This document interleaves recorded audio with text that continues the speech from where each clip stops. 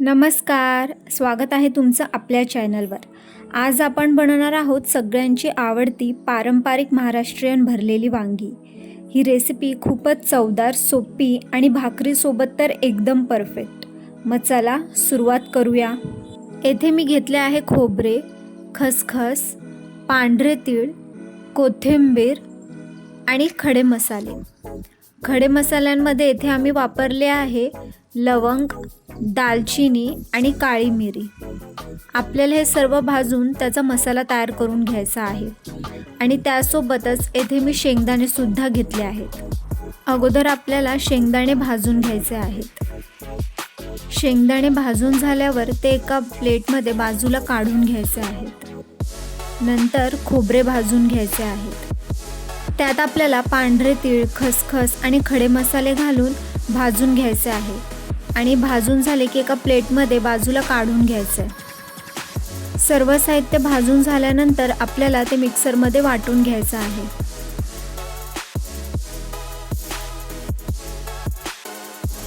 येथे मी घेतलेले आहे धने पावडर 2 चमचा, हळद अर्धा चमचा, अद्रक लसूणची पेस्ट 1 चमचा, मीठ, रेड चिली पावडर 1 चमचा, काश्मीरी रेड चिली पावडर 2 चमचे, गरम मसाला अर्धा चमचा आणि कांदा लसूण मसाला 2 चमचा।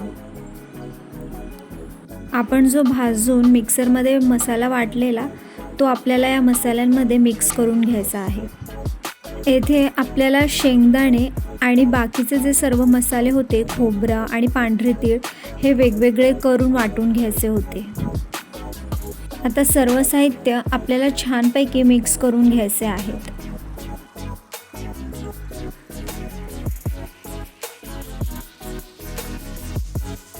आता इथे दुसरीकडे तेल गरम झालं की त्यात आपल्याला जिरे आणि कढीपत्ते घालायचे आणि त्यानंतर एक मोठा चिरलेला कांदा आपल्याला घालायचा आहे आणि कांदा छानपैकी आपल्याला परतून घ्यायचा आहे।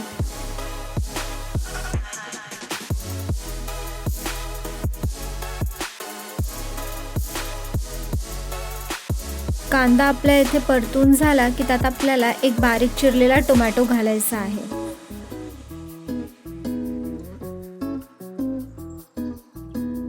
आता हा जो मसाला आपण तयार करून घेतला होता तो आपल्याला वांग्यामध्ये भरून घ्यायचा आहे। सुरुवातीला वांगी मस्त स्वच्छ धुवून घ्यायची आहे आणि देठ न काढताच त्याला मधून क्रॉस पद्धतीने आपल्याला चिरायचे आहेत। आता हा मसाला आपण वांग्यामध्ये भरून घेऊ।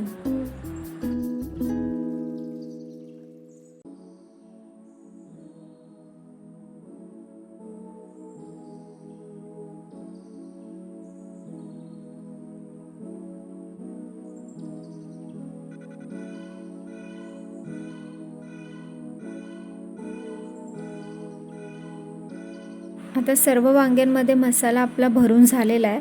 त्यातला थोडासा मसाला बाजूला काढून घेतलेला तो अगोदर आपल्याला परतून घ्यायचा आहे।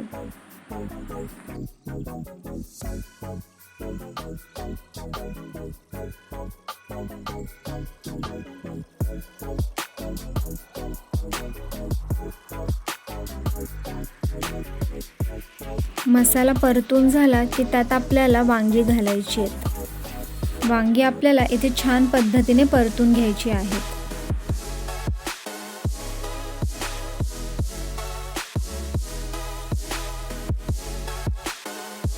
आता झाकण ठेवून आपल्याला मध्यम आचेवर वांगी शिजून द्यायची आहेत।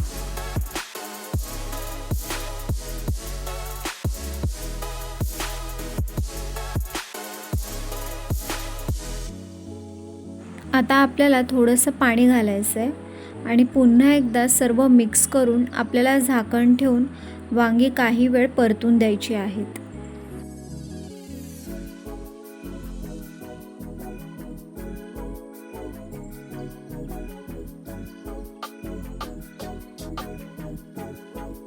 येथे आपली ही भरलेली वांगी रेसिपी तयार झालेली आहे। तुम्हाला आमची ही रेसिपी कशी वाटली ती कमेंट करून नक्की कळवा आणि घरी ही रेसिपी नक्की ट्राय करून बघा। तुम्हाला जर आमची ही व्हिडिओ आवडली असेल तर चॅनलला लाईक, शेअर आणि सबस्क्राईब करायला विसरू नका।